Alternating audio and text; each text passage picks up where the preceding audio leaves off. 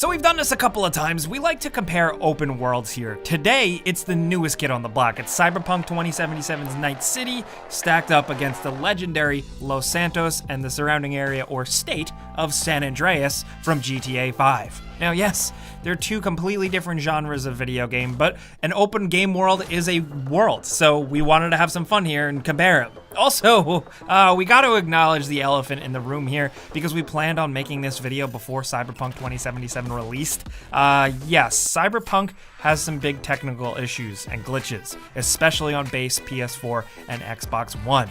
We're aware, we've made some videos about it, and yeah, just keep that in mind. Still, these are pretty fun to compare because they're both weird, warped versions of the real world that poke fun at things, and they're both on the West Coast, and they're both highly dangerous playgrounds for murder and stuff. Now, Grand Theft Auto 5's entire state of San Andreas is huge. The city of Los Santos and its surrounding regions are riddled with fun details and wacky pedestrians. There's garbage everywhere, there's traffic, there's shops and malls and storefronts, and there's beautiful coastal beaches and hills, plains, and mountains out in the countryside. The world feels so lived in thanks to the fact that there is just so much hidden beneath the surface, you know? There are secrets down in the ocean, even if you're willing to explore. Not only that, just hidden corners of the map like those woods, those mountains. There's always something weird to find or just see. Now, of course, the city of Los Santos feels unique and alive with people bustling around, cars, traffic, typical open world stuff. It's also got a nice eye for detail for like the different types of classes of people living together, and it even pulls off the less populated rural areas, making them feel like people actually live there, not just kind of boring flat landscape deserts that are forgotten with a couple of trailers. No, Sandy Shores in particular, yes, it's mostly trailer parks, but the convenience stores, the strip malls, the parking lots, abandoned buildings all just make it feel like a place that people actually exist. It's not just like a parody. And Grand Theft Auto 5 has been out since 2013, not long after Cyberpunk was initially first announced. So it's been around a while, and I think it's a testament to how fun and just believable that world really is. People have stuck around Los Santos and the surrounding region, be it single player or on various consoles or on PC with a bunch of cool ass mods, or just playing GTA Online for years and years. It's just a game world with long legs if you look at the math. Now, Cyberpunk's Night City is like a West Coast California city set in 2077, modeled after the fictional alternate history setting of the tabletop game Cyberpunk, published in 1988. And this is a world gone astray from our own after 1990, so it's not only futuristic, but it's all kinds of messed up. There's an even bigger population divide compared to Los Santos, uncontrolled body modification, cybernetic implants, everything is commodified to a ridiculous degree, and many people are living within the city in these cramped, sky-high apartment building things. Some of these buildings, these city center buildings, are more massive in scale than anything in downtown Los Santos by a wide margin.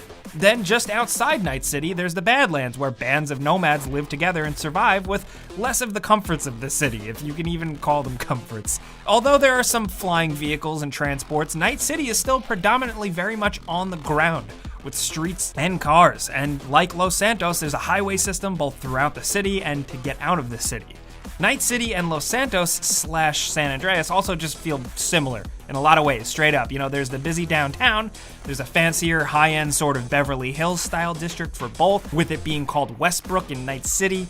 There's a couple of neighborhoods left in and around Night City that can kind of feel like a Los Santos neighborhood. In one case in particular, with an Easter egg, there's straight up a dead-end street cul-de-sac with some of the houses that are totally a nod to Grove Street, where CJ lived in the original San Andreas back in the day. And the feel carries on, you know, both cities have palm trees, some mountains and dry areas in the distance, and both have random shootouts between police and criminals happening at any time, every other block. And both games definitely have people calling you constantly while you drive around. If you play Cyberpunk 2077, you notice it. Cyberpunk, of course, has more of an RPG feel to it in terms of exploration. It has a lot of hidden things you can stumble across, like, say, a shack under a bridge in an alleyway with a mysterious dead person and a note and some loot. You know, like that kind of Fallout-style environmental storytelling that makes these types of RPG games really special. Cyberpunk does have a lot of that tucked in some areas, and they're worth worth seeing. GTA is cool and has hidden corners with secrets everywhere, like I said earlier, of course, but you can't exactly find a cool, like, shiny new jacket or a crazy new katana with high specs in GTA, can you? That being said, though, the citizens of Los Santos are way smarter than any NPC in Cyberpunk on the street. You know, they're mindless, they only have typically 1 or 2 reactions to you being violent, and have less weight to them in general compared to the feel and behavior of a GTA NPC pedestrian. In GTA, you can really mess around and have fun with these pedestrians. You know, in Cyberpunk right now, it's kind of limited and they feel like set dressing, and honestly, the world seems like it could be a really beautiful lived-in world, but sometimes it feels a little lifeless because of these people. The same goes for cars in traffic. They pretty much just drive straight and don't really know how to react. It's more set dressing. Drivers will do crazy stuff in GTA if they need to. I'm sure you've probably seen it at this point once or twice. There's a layer of unpredictability to GTA NPC pedestrians that is really special even years later, and we wish Night City citizens had that vibe. Weather-wise, you know, both have rain. That's about it. It's California. Whether it's the future or not, that's about it. But Night City does have to worry about dust and sand out in the dunes of the Badlands, if you think about it. Now, Night City does have some notable depth and verticality to it. Every interior you go into feels like a complex labyrinth, or a deep, seedy underground basement warehouse, or a club hidden way off a beaten path. A lot of the missions you do, you don't just have to pull up at a place. No, it's more like pull up to a place, then go through a door and round some steps and go underground and find a weird place. So despite some issues with immersion due to the bugs and glitches, this type of thing helps with the atmosphere, and it's something GTA 5 doesn't quite have in the same way.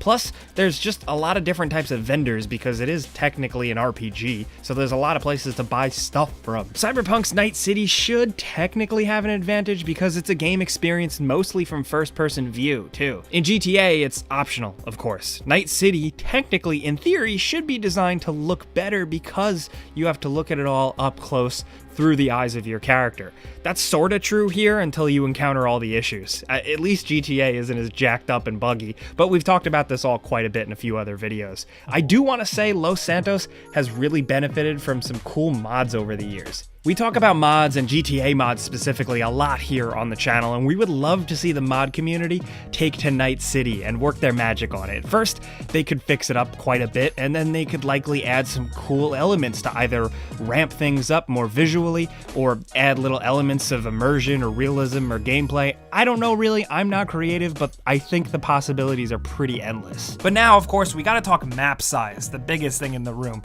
The GTA 5 map, the entire region of San Andreas, including the dense city of Los Santos, is about 49 square miles, most people have estimated. Cyberpunk 2077's Night City and surrounding region is estimated by fans to be about 9.26 square miles. Of course, we'll link all the sources in the description. This, of course, is like a rough comparison all around, you know, and there's the variations in landmass and bodies of water that do make it trickier, but either way, GTA 5's map is bigger, undeniably. But Night City is impressively dense, so it does have that going for it for sure. And if we're getting even deeper on this, they're both crime towns, but I'd say Night City has way more destitute areas and way more organized crime than GTA 5 could ever even dream of. This is, of course, in a future where things get progressively worse in a lot of ways, and if you want to get creative, you can actually kind of imagine San Andreas eventually devolving into something like a Night City. It's totally set up for it, it makes sense. But the difference in vibe between games is the sense that in Night City, everyone is bad in some varying degree, where Los Santos has a lot of bad people, of course, but also a lot of goofy, parody-style innocent people that the game just wants to poke fun at.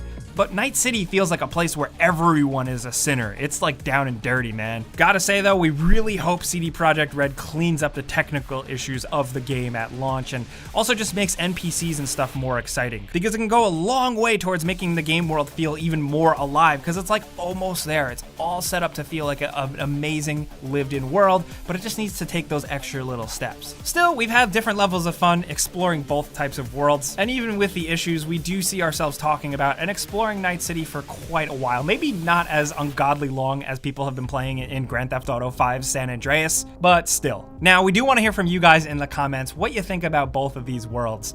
Since they're both West Coast towns, we thought it would be fun to kind of stack them up against one another. We also could have spent way more time diving deeper into the cyberpunk lore, but for more casual viewers, we wanted to keep it pretty simple and just have some fun. But we do want to hear from you guys in the comments what you think about Night City so far. Any other little observations, be it philosophical, be it socioeconomical, whatever it is, design-wise, let's talk down in the comments. Now, if you enjoyed this goofy little video we did, clicking the like button does help us. We would really appreciate that. And if you're new, maybe consider subscribing, hitting that notification bell, because we put out videos every single day. But as always, thanks for watching, and we'll see you guys next time.